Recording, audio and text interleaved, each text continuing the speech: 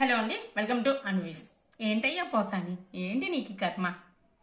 అసలు మీరు ఒకప్పుడు ఎలాంటి సినిమాలకి అంటే పోసాని కృష్ణమురళి గారిని గుర్తు చేసుకుంటే ఏమైనా గుర్తుకొచ్చంటే ఒక మంచి రచయిత గుర్తుకొచ్చేవారు, మంచి యాక్టర్ గుర్తుకొచ్చారు, మంచి విలన్ గుర్తుకొచ్చాడు. మీరు ఇప్పుడు చూస్తుంటే మిమ్మల్ని చూస్తుంటే ఏం గుర్తుకొస్తుంది? పచ్చి బూతులు తప్ప, జైలుకి వెళ్ళడం తప్ప ఇంకేం గుర్తుకు రావట్లేదు. అసలు ఒకప్పుడు మీరు రాఘవేంద్ర, ఒరే తమ్ముడు, సింహాచలం, భద్రాద్రిరాముడు, పల్నాడు బ్రహ్మణ్యుడు, సీతయ్య, టైగర్, హరిశ్చంద్ర ప్రసాద్, జముని ఇలాంటి సినిమాలకి మీరు రచనలు అందించారు. ఇంకా ఆపరేషన్ దుర్యోధన లాంటి సినిమాలు డైరెక్షన్ చేశారు, స్క్రీన్ ప్లే రైటింగ్ చేశారు. ఇలా ఒక మంచి పేరు, ఒక ఐడెంటిటీ సంపాదించుకున్నారు. మిమ్మల్ని చూసి ఎంతోమంది ఇన్స్పైర్ అయ్యి మీలా తయారవ్వాలి, మీలా రైటింగ్ స్కిల్స్ పెంచుకోవాలి, రచయితలు అవ్వాలని ఎంతోమంది ఉన్నారు. మరి ఈ రోజు మిమ్మల్ని చూసి మీలా తయారవ్వాలంటే ఎలా తయారవ్వాలి సార్? ఇలా బూతులు మాట్లాడుతూ జైలుకి వెళ్ళాలా, లేకపోతే అలా రచయిత అనుకోవాలా? మిమ్మల్ని ఏమనుకోవాలి? అసలు మీలో ఉన్న మీరు ఒక రచయిత అనే విషయమే జనాలు మర్చిపోయారంటే మీరు ఎలాంటి సిచ్యువేషన్కి వెళ్ళిపోయారో ఒకసారి చూడండి. ఎప్పుడైతే జగన్ వైఎస్ఆర్సీపీ గవర్నమెంట్ ఉన్నప్పుడు ఎప్పుడైతే జగన్ మీకు ఎఫ్డీసీ చైర్మన్ అంటే ఫిలిం డెవలప్మెంట్ కార్పొరేషన్కి మమ్మల్ని చైర్మన్ చేశారు, ఆ రోజు నుంచి కూడా మీలో చాలా చేంజ్ వచ్చేసింది, మీ మాట తీరులో మార్పు వచ్చేసింది. సో మీ అంటే అధిష్టానాన్ని ఇంప్రెస్ చేయాలి, ఏదో ఒక విధంగా ఇంప్రెస్ చేయాలని అన్న ఆలోచనలోనే మార్పు వచ్చేసింది. అప్పటి నుంచి మీ మాట చాలా మారిపోయింది. ఒకటే చెప్తా, విమర్శించడం తప్ప కాదు, గట్టిగా మాట్లాడడం తప్ప కాదు, ఎదుటి మనిషి ఏదైనా తప్పు చేస్తే మనం చెప్పడం తప్ప కాదు. కానీ బూతులు కూడా కాదండి, పచ్చి బూతులు మాట్లాడడం ఎంతవరకు కరెక్ట్? అది కూడా మీలాంటి వాళ్ళు అంత రెచ్చిపోయి అలా మాట్లాడడం ఎంతవరకు కరెక్ట్ చెప్పండి? దానివల్ల ఏం సాధిస్తాం మనం? విమర్శించవచ్చు, విమర్శ ఎప్పుడు కూడా కన్స్ట్రక్టివ్గా ఉండాలి, విమర్శ సమాజానికి ఉపయోగపడేటట్టు ఉండాలి. అంతే తప్ప లేడీస్ని తిట్టేసి, పిల్లల్ని తిట్టేసి, అసలు అర్థం పర్థం లేకుండా వాళ్ళు పర్సనల్ లైఫ్లోకి వెళ్ళిపోయి అనకూడదు మాటలన్నీ అనేస్తే ఏమవుతుంది సార్? మరి మన మీద ఉన్న రెస్పెక్ట్, సమాజంలోని మన మీద ఉన్న రెస్పెక్ట్ పోతుంది. పోసాని అంటే ఏంటి బూతులు తిరుగుతూనే ఉంటాడు అని అనుకుంటాం, అంతే. Simple as. దీనివల్ల మీరు ఏం సాధించారు? మీ గురువులకి మీకు ఒక పైశాచిక ఆనందం తప్ప ఇంకేం సాధించలేదు, అంతే సింపుల్. మనం కుటుంబంలో ఒక నలుగురు కూర్చొని ఏదో ఒక సినిమా చూడాలనుకుంటాం, ఆ సినిమా నచ్చలేదు. ఏంటి ఫైట్స్ ఎక్కువ టూ మచ్ ఉన్నాయనో, లేకపోతే ఎక్కువ రొమాంటిక్ ఉందనో, లేదంటే అడల్టరీ కామెంట్ అని సంథింగ్ ఏదో నచ్చక అనుకుంటాం. లేదు అంటే న్యూస్ అప్డేట్స్ ఏంటని చూస్తాం. న్యూస్లో పెట్టినప్పుడు కూడా మీరు సినిమాల కన్నా ఘోరంగా బూతులు తిట్టుకుంటూ మీరు మాట్లాడుకుంటూ ఉంటే ఇంకా పిల్లలకి ఇంకేం చెప్తామండి? బూతులు తప్ప ఇంకేం నేర్పించడానికి ఏం మిగలట్లేదు. ఇలాంటి సిచ్యువేషన్ అయిపోయింది. పిల్లలతో కూర్చొని టీవీ న్యూస్ కూడా చూడలేని పరిస్థితి అయిపోయింది మంది. ఇంకెందుకు మనం పిల్లలకి ఏం నేర్పించాలి? ఏం చేస్తున్నాం? వికృతి జాస్తిలో, వింత మాటలు, శత్రువులని అంటే మీరు శత్రువులు అనుకున్న వాళ్ళందరూ పచ్చిబూతులు తిట్టడం, ఇది ఒక ఈ రోజు ఏం చేయాలి, ఈ రోజు ఎంతమంది తింటారు, ఎలా తిట్టాలి అని ఒక దినచర్యలో ఒక భాగం అయిపోయింది అనమాట.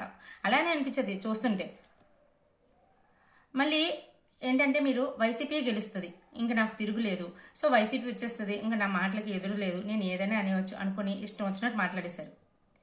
కానీ ఎట్టి బస్సులు కూడా వైఎస్ఆర్సీపీ ఓడిపోతుందని ఊహ కూడా మీ కళ్ళకు రాలేదు. అందుకే ఆ రోజు అప్పుడు మాట్లాడుతున్నప్పుడు కూడా మీ మాటల్లో ఒక పొగరు కనబడేది, మీ కళ్ళల్లో పొగరు కనబడేది, ఎవరినైనా తిరుగుతున్నప్పుడు కూడా ఒక ధైర్యం కనబడేది. ఆ ధైర్యమే వైఎస్ఆర్సీపీ ఇంక ఓడిపోదు, నెక్స్ట్ రూలింగ్ కూడా మనమే. ఆ టైంకి నేను ఒక మంచి ముఖ్యమైన నేతను అయిపోతానో, లేక మంచి పవర్ఫుల్ స్టార్ని అయిపోతానో అనుకున్నారు. మీ అధిష్టానాన్ని ఎక్కడ ఎలాంటి సిచ్యువేషన్ ఇంప్రెస్ చేయాలో అలా ఇంప్రెస్ చేసేయాలనేసి అనేసుకున్నారు, అంతే. దీనివల్ల మీరు ఏం సాధించారు చెప్పండి నాకు అర్థమవుతుంది. మొదట్లోని చంద్రబాబు నాయుడు తిట్టారు, తర్వాత పవన్ కళ్యాణ్, తర్వాత నారా లోకేష్ని, తర్వాత ఎవరు టీవీ చైర్మన్ నాయుడు గారిని ఇష్టం వచ్చినట్టు పర్సనల్ లైఫ్కి వెళ్ళిపోయి వాళ్ళు పర్సనల్ లైఫ్ గురించి మాట్లాడి ఇంక ఏంటో మీకు తిట్లు వస్తే అన్ని బూతులు కూడా మాట్లాడేశారు. దీనివల్ల అదే చెప్పాను కదా, అధిష్టానం మెప్పు పొందాలి, ఒక మంచి ఉన్నత స్థానానికి వెళ్తానో, లేదో అంటే ఒక మంచి ఇంకా ఏదో మంచి నాకు ఏవో మంచి పనులు జరుగుతాయని అనుకున్నారో, మరి ఏమనుకున్నారో తెలియదు, కానీ మీ ఇష్టం వచ్చినట్టు మాట్లాడేశారు. ఇలా మాట్లాడినందుకు వైఎస్ఆర్సీపీ గవర్నమెంట్ ఉన్నప్పుడు కూటమి ప్రభుత్వం వాళ్ళు కానీ, అదే అప్పుడు ఉన్న ప్రతిపక్షంలో ఉన్న తెలుగుదేశం వాళ్ళు కానీ, జనసేన వాళ్ళు కానీ, వీళ్ళందరూ కూడా మీ మీద చాలా కంప్లైంట్స్ ఇచ్చారు. కానీ ఏ ఒకటి కూడా వాళ్ళు కంప్లైంట్స్ తీసుకోలేదు, ఎందుకంటే అది వైఎస్ఆర్సీపీ కాబట్టి. సో ఊరుకుంటారా? ఇప్పుడు కూటమి ప్రభుత్వం వచ్చింది, వాళ్ళు ఎందుకు మర్చిపోతారు?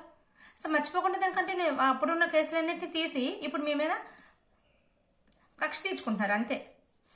మీరు బనీను షాక్తో ఉన్నారు, హెల్త్ బాగాలేదన్నారు, సో రిక్వెస్ట్ చేశారు, ఆర్గ్యుమెంట్ చేశారు, మీరు మీ వైఫ్ కూడా. అయినా సరే ఏం చేశారు? లాక్కని పట్టుకొని వెళ్ళిపోయి జడ్జి ముందు పెట్టారు. ఆఖరికి సాధించింది ఏంటంటే ఇదే మీరు సాధించింది. హతవిధి ఆఖరికి మీకు పట్టిన గతి ఇది. మీలో ఎంతమంది యజ్ఞం సినిమా చూసారు చెప్పండి? యజ్ఞం సినిమాలో సేమ్ టు సేమ్ అండి పోసాని కృష్ణమురళి గారికి జరిగిందే జరుగుతుంది. అంటే పెద్దలు కొట్టుకుంటారు, పెద్దలు చేస్తారు. ఇందులో కింద ఉన్న వాళ్ళందరినీ రెచ్చగొట్టి మాట్లాడిస్తారనమాట. సో ఆ ప్రాసెస్లో కింద ఉన్న వాళ్ళు దొరికిపోతారు. మన పోషాన్ గారిని దొరికిపోయినట్టే కింద ఉన్న వాళ్ళు దొరికిపోతుంటారు. సో అదే జరిగింది పోషాన్ గారికి కూడా. తర్వాత పెద్దవాళ్ళు ఎప్పుడన్నా తర్వాత వాళ్ళు మాట్లాడుకుంటారు, ఆర్గ్యుమెంట్ చేసుకుంటారు తప్ప ఇలా ఉన్న పలానా బనియన్ టీషర్ట్ షార్ట్స్తో ఉన్నప్పుడు తీసుకుని జైల్లో పెట్టడం జరగదు. ఇంకా కూటమి ప్రభుత్వం గెలవదు అనుకున్నంత వరకు మీరు ఇష్టం వచ్చినట్టు మాట్లాడేశారు. ఏ రోజైతే కూటమి ప్రభుత్వం గెలిచిందో ఆ తర్వాత మీరు వచ్చి నేను రాజకీయ సన్యాసం చేస్తున్నాను, నేను నాకు ఎటువంటి పార్టీకి ఈ పార్టీకి ఆ పార్టీకి ఎటువంటి పార్టీతోనే నాకు సంబంధం లేదు, నేను సన్యాసం చేస్తున్నాను అని చెప్పి సడన్గా వెళ్ళిపోయారు. మీరు రాజకీయ సన్యాసం చేస్తే మీరు అన్న మాటలన్నీ మర్చిపోతారేమో అని మీరు అనుకున్నారు. లేదు అంటే రాజకీయ సన్యాసం చేస్తాను కాబట్టి నా మీద ఎటువంటి యాక్షన్ తీసుకోరని మీరు అనుకున్నారు. కానీ ఎందుకు తీసుకోకుండా ఉంటారు? ఖచ్చితంగా తీసుకున్నారు కూడా. వాళ్ళు ఎందుకు మర్చిపోతారు? మీరు అన్న మాటలన్నీ మర్చిపోతారు. మీరు చిన్న మాట్లాడినారా మర్చిపోవడానికి? మర్చిపోరు కదా. సో అందుకే యాక్షన్ తీసుకున్నారు. రెడ్ బుక్లో రాసుకుంటున్నా అన్నారు నారా లోకేష్ గారు. సో రాసుకున్న లిస్టులో మీరు కూడా ఉన్నారు.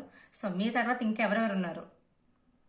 సో దీనివల్ల ఓవరాల్గా మీరు అన్ని తిట్లు తిట్టి టీవీ ముందుకు వచ్చి మీడియా ముందుకు వచ్చి ఇన్ని చేయడం వల్ల ఆఖరికి మీరు లాస్ట్ ఈ రోజుకి ఫైనల్ డేగా మీరు ఈ రోజు ఏం సాధించారు సార్? మీ వైఫ్కి ఒక ఓదార్పకాలు, మీకు 14 రోజులు రిమాండ్. ఇంతకు మించి మీరు వెనక్కి తిరిగి చూసుకుంటే ఇంకేం లేదు మీ లైఫ్లో. ఒక పోసాని అయినా పెద్దవాళ్ళు చాలామంది ఉన్నారు లైన్లో. నెక్స్ట్ ఎవరెవరు వస్తారో తెలీదు. అధికారంలో ఉన్నప్పుడు అది వైఎస్ఎస్సీపీ అవనివ్వండి, టీడీపీ అవనివ్వండి, లేదా కుటుంబ ప్రభుత్వం అవ్వండి, ఎవరైనా సరే ఇష్టం వచ్చినట్టు మాట్లాడితే పర్యవసానం ఇలానే ఉంటుందండి. సో ఎవరు కూడా ఊరుకోరు తిడుతూ ఉంటే, ఎవరు కూడా ఊరుకోరు. పర్సనల్ లైఫ్కి వెళ్ళిపోయి వాళ్ళ వైఫ్ల గురించి పిల్లల గురించి ఇష్టం వచ్చినట్టు బూతులు తిడితే ఎవరు ఊరుకుంటారు చెప్పండి? ఒక దేని గురించి అని తిట్టచ్చు, నీ పరిపాలన బాగాలేదని తిట్టు, లేకపోతే నీది నువ్వు చేస్తున్న తప్పుని చూపించు, ఇవి తిట్టాలి. సో పోసాని కృష్ణమురళి అరెస్ట్ అయిపోయిన తర్వాత అందరూ అడిగే నెక్స్ట్ క్వశ్చన్ ఏంటంటే నెక్స్ట్ ఎవరిని అరెస్ట్ చేస్తారు? సో దీని గురించి మళ్ళీ అంటే పోసాని కృష్ణమురళి అరెస్ట్ అయినప్పుడు అతన్ని తీసుకెళ్ళినప్పుడు దీని మీద టీవీల్లోని అన్నింట్లో కూడా డిస్కషన్స్, డిబేట్స్, ఆర్గ్యుమెంట్స్ ఇవన్నీ. అంతకుముందు వంశీ గారిని అరెస్ట్ చేసినప్పుడు కూడా డిస్కషన్స్, డిబేట్స్, ఆర్గ్యుమెంట్స్ అన్ని. నెక్స్ట్ ఇంకొకరిని అరెస్ట్ చేస్తారు. అది కొడాలి నాని అవని, పెరు నాని అవనివ్వండి, లేకపోతే మన డైరెక్టర్ అవనివ్వండి, ఎవరైనా అవనివ్వండి, వాళ్ళని అరెస్ట్ చేసినప్పుడు మళ్ళీ ఆర్గ్యుమెంట్స్, డిబేట్స్, డిస్కషన్స్ అవుతుంటే వాళ్ళ పాత వీడియోస్ వాళ్ళ అన్న మాటలనే తీసుకొస్తారు. అక్కడ డైలాగ్ ఇలా ఎందుకన్నాడు, అక్కడ డైలాగ్ ఇలా ఎందుకన్నాడు అని చెప్పేసి ఒక 4-5 రోజులు దీని గురించి కంటిన్యూస్గా డిస్కషన్స్ అవుతాయి. సో ఇదే అవుతుంది. దీనివల్ల మనం సాధించేది ఏంటంటే, మనకు ఒరిగేది ఏంటి నాకు అర్థం కావట్లేదు. పోలీసులు టైం వేస్ట్, న్యాయ వ్యవస్థ టైం వేస్ట్ తప్ప ఇంకేం లేదు. ఇక్కడ మీడియా టైం వేస్ట్. సో ఇంతకుముందు ఏమీ లేదు. సొసైటీలోని డిస్కషన్ చేసుకోవడానికి ఇది ఒకటే ఉందా? మన ముందు చాలా సమస్యలు ఉన్నాయి కదండి, బోల్డ్ అండ్ సమస్యలు. ఈ సమస్యలు అంటే వీటి వల్ల, ఇలాంటి చిన్న విషయాల వల్ల అలాంటి విషయాలు డిస్కషన్ చేసుకునే టైం అంతా వేస్ట్ అయిపోతుంది. కనీసం దీనివల్ల మనం ఏం సాధిస్తాం? డిస్కషన్ చేసి పక్కన పడేస్తాం. అతను జైలుకి వెళ్తాడు, కొన్ని రోజులు అయిపోయిన తర్వాత బయలు తీసుకుంటారు, వచ్చేస్తారు, ఎవరి పనులు వాళ్ళు చేసుకుంటారు. దానివల్ల సమాజానికి ఒరిగింది ఏంటి? నాట్ ఈవెన్ 1% కూడా లేదు. ఒకటి loss, time waste and loss తప్ప ఇంకేం లేదు. క్వాలిటీ పడిపోయింది. ఎందుకు నీచంగా జారిపోతున్నారు అని మనకి మైండ్ డిస్టర్బెన్స్ తప్ప ఇంకేం లేదు. అంతకుమించి ఇక్కడ జరిగింది ఏమీ లేదు. పోనీ హెల్దీ విమర్శలు, హెల్దీ ఇక ఆర్గ్యుమెంట్ చేసుకుంటారంటే అది కూడా లేదు. వాళ్ళు మాట్లాడిన బూతుల గురించి మనం డిస్కషన్స్ చేసుకుని డిబేట్స్ పెట్టుకోవడం, ఇదే జరుగుతుంది. ప్లీజ్ ఇప్పుడు పొలిటీషియన్స్ అందరికీ కూడా రిక్వెస్ట్ చేస్తున్నా ఏంటంటే, ఇలాంటి చిన్న విషయాల మీద ఫోకస్ చేయకండి. ఒకవేళ మీ పార్టీలో కానీ మీకు ఎందున్న వాళ్ళు కానీ ఎవరైనా సరే వాళ్ళు ఎదుటి వాళ్ళు అలాంటి వాళ్ళని ఎవరి గురించి అయినా సరే వాళ్ళ పర్సనల్ లైఫ్ గురించి కానీ లేదంటే వాళ్ళ బూతులు కానీ వాళ్ళని డీమోటివేట్ చేస్తున్న తిట్లు కానీ ఉంటే దయచేసి కంట్రోల్ చేయండి. అది చంద్రబాబు నాయుడు గారైనా, జనసేన పవన్ కళ్యాణ్ గారైనా, ఇటువైపు బీజేపీ అయినా, అటు వైఎస్ఆర్సీపీ జగన్ గారైనా, ఎవరైనా సరే ముందు వాళ్ళని కంట్రోల్ చేసి వాళ్ళని తిట్టండి. మీరే కంట్రోల్ చేయకుండా వాళ్ళు తిడుతుంటే మీరు పక్క నుంచి ముసిముసి నవ్వులు నవ్వుతుంటే నచ్చినట్టుంది, నేను బాగా మాట్లాడినట్టున్నాను, ఇంకా బాగా మాట్లాడతాను, ఇంకా 2 తిడతాను అని తిడుతున్నారు. దానివల్ల ఏం సాధిస్తున్నారు? ఒకళ్ళ మీద ఒకళ్ళ కక్ష. ఈ రోజు కూటమి ప్రభుత్వం వచ్చి వైఎస్ఆర్సీపీ మీద కక్ష తెచ్చుకుంటే రేపు పొద్దున్న వైఎస్ఆర్సీపీ వచ్చి కూటమి ప్రభుత్వం మీద కక్ష తెచ్చుకుంటుంది. ఇది ఒక సైకిల్ లాగా జరుగుతూనే ఉంటుంది.